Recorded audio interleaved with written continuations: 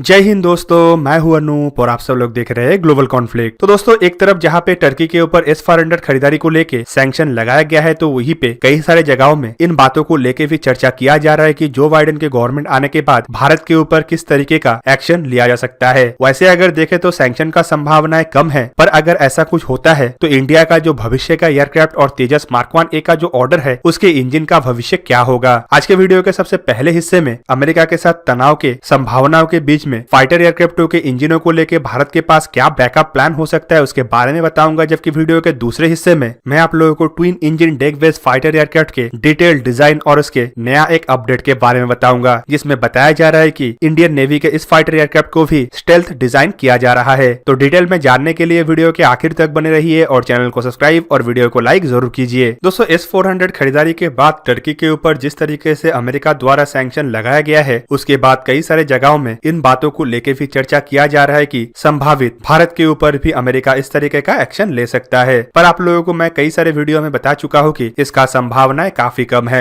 America द्वारा already Bharat को S-400 खरीदारी को लेकर वेबर दिया जा चुका है और अमेरिका के लिए भारत के ऊपर सैंक्शन लगाना मतलब अपने ही पैर पे कुल्हाड़ी मारना होगा। पर अगर ऐसा कुछ होता है तो क्या ये इंडिया के तेजस एयरक्राफ्ट के ऊपर बड़ा असर डाल सकता है? दोस्तों, इन बातों के ऊपर चर्चा करने से पहले चलिए जानते हैं कि काटसा अमेरिका का कैसा रूल है। दोस्तों, काटसा का मतलब है countering America's adversary through sanction act, और खास करके रशिया के हथियारों को अगर कोई देश परचेस करता है और उसका अमाउंट $15 मिलियन से अधिक होता है तो अमेरिका ये सैंक्शन अप्लाई कर सकता है। सैंक्शन के तहत अमेरिका उस देश को अपने डिफेंस इक्विपमेंटों का सप्लाई बंद कर सकता है या उस देश के साथ अन्य डिफेंस डीलों को रद्द कर सकता है। और दोस्तों, अगर ऐसा कोई सिचुएशन बनता है तो तेजस एयरक्राफ्टों के ऊपर असर के बाद इसीलिए चर्चा किया जा रहा है क्योंकि तेजस एयरक्राफ्टों में अमेरिकी कंपनी के निर्मित जेट इंजनों का इस्तेमाल किया जा रहा है। तेजस मार्क 1A एयरक्राफ्टों के अलावा इंडिया और भी 3 फाइटर एयरक्राफ्टों के कॉन्सेप्ट में काम कर रहा है, जिनमें twin engine deck based fighter aircraft Tejas Mark 2 और इंडिया के 5.5 जनरेशन के AMCA कॉन्सेप्ट है। और दोस्तों, इन तीनों एयरक्राफ्ट के ही इनिशियल फेज में अमेरिकी इंजनों का इस्तेमाल करने का बात कहा जा चुका है, जहां पे तेजस मार्क 1A में अमेरिकी जनरल इलेक्ट्रिक के निर्मित GE404 IN-20 का इस्तेमाल किया जा रहा है, जिसका थ्रस्ट कैपेबिलिटी 85 से 87 किलोन्यूटन है। तो वहीं पे Tejas Mark 2 twin engine deck based fighter aircraft और AMCA के प्रोटोटाइपों को बनाने के लिए इससे ज्यादा पावरफुल GE414 इंजनों के इस्तेमाल का बात कहा गया है। दोस्तों, तेजस मार्क 1 को लेके संभावित भारत को इतना ज्यादा मुश्किलों का सामना करना ना पड़े, क्योंकि इससे पहले ही भारत इसका बंदोबस्त कर लेगा। और दोस्तों, मैं ये इसीलिए कह रहा हूँ क्योंकि भारत के ऊपर अगर सैंक्शन जैसे कोई कार्रवाई अमेरिका द्वारा किया जाता है तो ये तभी संभव है जब भारत द्वारा रशिया से S-400 को रिसीव किया जाएगा, और संभावित भारत को इस साल के अंत तक या 2022 के शुरुआती समय में ही S-400 मिलेगा। जबकि जो 83 तेजस मार्क 1A एयरक्राफ्टों को लेके बात कहा जा रहा है, इसके डील के ऊपर एरो इंडिया 2021 मतलब फरवरी महीने में हस्ताक्षर हो जाएगा और बाकी बचे समय के अंदर हिंदुस्तान एरोनॉटिक्स लिमिटेड की तरफ से एयरक्राफ्टों में इस्तेमाल होने वाले इंजन को प्रोक्योर करने के पूरी काम को कर लिया जाएगा। मतलब सैंक्शन जैसे कार्रवाई से पहले ही भारत इंजनों को हासिल करने में सक्षम हो सकता है। तो इससे तेजस मार्क 1A के ऊपर तो असर का संभावना लगभग ना के बराबर है, पर mark 2 twin engine deck based fighter aircraft और AMCA के ऊपर असर पड़ सकता है। और दोस्तों, ऐसे असर को काउंटर करने के लिए भारत के सामने यूरोप जैसे एक बड़ा ऑप्शन है। और दोस्तों, यूरोप में ब्रिटेन के रॉयल्स रॉयस और फ्रांस के सैफ्रॉन दुनिया का एकमात्र ऐसे 2 कंपनी है जो जेट इंजनों का निर्माण कर रहा है, और इनके तरफ से भी भारत के फाइटर एयरक्राफ्टों के लिए जेट इंजनों का पेशकश किया जा चुका है। और रशिया भारत के लिए एक ऑप्शन इसीलिए भी नहीं है क्योंकि रशियन इंजनों के रिलायबिलिटी को लेके काफी ज्यादा सवाल है। इसके अलावा रशियन इंजनों में ज्यादा पावर और आफ्टर बर्निंग के लिए जहाँ पे ज्यादा फ्यूल का कंज्यूमशन किया जाता है और इससे इंजनों से एक घना काला धुआं निकलता है और इंजनों के टेम्परेचर भी बढ़ जाता है, तो उसके वजह से भारत द्वारा रशियन इंजनों से ज्यादा वेस्टर्न कंट्रियों के इंजनों को ही ज्यादा पसंद किया जा रहा है। दोस्तों, तेजस मार्क 2 एयरक्राफ्ट के कॉन्सेप्ट को अगर देखें तो संभावित इन एयरक्राफ्टों का प्रोडक्शन 2026-27 के दरमियान शुरू हो सकता है, और ऐसे समय में GE414 इंजनों की जगह में इंडिया के पास जो ऑप्शन है वो है फ्रेंच कंपनी सैफ्रॉन की तरफ से बनाया हुआ M88-4 इंजन। दोस्तों, ये असल में राफेल में इस्तेमाल होने वाले इंजन के एक अपग्रेडेड वर्जन है और इसका भी थ्रस्ट कैपेबिलिटी करीबन 95 किलोन्यूटन के आसपास है, मतलब करीब GE414 के आसपास का है। और दोस्तों, इन इंजनों को सिंगल इंजन फाइटर एयरक्राफ्ट के लिए ही सैफ्रॉन की तरफ से डेवलप करने का बात कहा जा रहा है, और संभावित 5 साल के अंदर ये इंजन भी सैफ्रॉन तैयार कर सकता है। वहीं पे यूरोफाइटर टाइफून में इस्तेमाल होने वाले EJ200 इंजनों के तर्ज पे बनाया जाने वाला एक नया और ज्यादा पावरफुल इंजनों का भी ऑफर रॉयल्स रॉयस की तरफ से भारत को किया गया था, और संभावित ये दोनों इंजन ही 4 से 5 साल के अंदर तैयार करके इन दोनों कंपनियों की तरफ से भारत को फरोग किया जाना पॉसिबल है। जबकि दूसरी तरफ twin engine deck based fighter aircraft के कॉन्सेप्ट के लिए आसानी से सेफ्रॉन के M88-2 और रॉयल्स रॉयस के EJ-200 के नॉर्मल वर्जन का इस्तेमाल किया जा सकता है। दोस्तों ये दोनों ही इंजन 70 से 75 किलोन्यूटन थ्रस्ट वाले इंजन है और twin engine deck based fighter aircraft में 2 इंजनों का इस्तेमाल किया जाएगा बोल के इतना थ्रस्ट इन एयरक्राफ्टों के लिए काफी है। दूसरी तरफ अगर भारत सेफ्रॉन के M88 इंजन को चुनता है तो इससे भारत को अपना खुद के कावेरी इंजनों को डेवलप करने का भी एक बढ़िया मौका मिल सकता है, क्योंकि ऑलरेडी सेफ्रॉन की तरफ से कावेरी इंजनों को अपग्रेड करने का पेशकश भी किया गया था और आने वाले समय में इन कावेरी इंजनों का इस्तेमाल करके भारत अपने M88 इंजनों को भी रिप्लेस कर पाएगा। जबकि दूसरी तरफ AMCA एयरक्राफ्टों को अगर देखें तो AMCA के लिए फिलहाल भारत द्वारा अपने खुद के इंडिजीनियस इंजनों के इस्तेमाल करने का बात कहा जा रहा है। आप सब लोगों को पता ही होगा कि सेफ्रॉन और रॉयल्स रॉयस के साथ ज्वाइंट वेंचर में 2 अलग अलग इंजन बनाने का चर्चा बीते कुछ महीनों से किया जा रहा है और दोस्तों ये दोनों इंजन का ही इस्तेमाल भारत अपने AMCA के ऑपरेशनल वर्जन में कर सकता है। जबकि एयरक्राफ्टों को डेवलप करने के लिए जहां पे GE414 इंजनों का इस्तेमाल किया जाने का बात कहा गया था, वहीं पे इस ऑप्शन को अगर छोड़ दिया जाता है तो M88-4 और यूरोजेट EJ-200 के अपग्रेडेड वर्जन भी AMCA एयरक्राफ्टों के प्रोटोटाइपों को बनाने के लिए काफी होगा। तो संभावित अगर अमेरिका द्वारा भारत के ऊपर कोई सैंक्शन जैसे कार्रवाई करने का प्रयास किया जाएगा तो भारत के सामने आसानी से 2 ऑप्शन है जो इंडियन एयरक्राफ्टों के प्रोजेक्टों को आसानी से आगे बढ़ा पाएगा। पर दोस्तों ऐसा कार्रवाई भारत को जहां पे कोई नुकसान पहुंचा नहीं सकेगा तो वहीं पे अमेरिका के ऊपर भारी नुकसान का कारण भी बन सकता है, क्योंकि इससे अमेरिका जो भारत के बड़े फाइटर एयरक्राफ्टों के टेंडर को हासिल करने का प्रयास कर रहा है उससे भी अमेरिका को हाथ धोना पड़ सकता है। जबकि तीसरे तरफ भारत को कई सारे फाइटर एयरक्राफ्टों का इंजनों का जो आवश्यकता है वो बड़े डील को भी अमेरिका खो देगा, जो अमेरिका के डिफेंस इंडस्ट्री के एक्सपोर्ट के ऊपर एक बड़ा असर डाल सकता है। अब चलिए जानते हैं twin engine deck based fighter aircraft को लेके हाल ही में क्या नया अपडेट आया है। तो दोस्तों हाल ही में 21वीं श्रीनिवासन मेमोरियल लेक्चर 2021 के मौके में DRDO के chairman doctor G Satish Reddy की तरफ से इंडियन नेवी के लिए बनाए जाने वाले twin engine deck based fighter aircraft के बारे में काफी ज्यादा जानकारी पब्लिक किया गया। और दोस्तों ये पब्लिक किया हुआ जानकारी के मुताबिक twin engine deck based fighter aircraft में स्टेल्थ कैरेक्टरिस्टिक्स होगा, मतलब ये काफी हद तक स्टेल्थ होगा जो फ्यूचर के जरूरतों को आसानी से पूरा कर पाएगा। दोस्तों पब्लिक किया हुआ जानकारी के मुताबिक twin engine deck based fighter aircraft एक मीडियम कैटेगरी का एयरक्राफ्ट होगा जिसका मैक्सिमम टेक ऑफ वेट करीब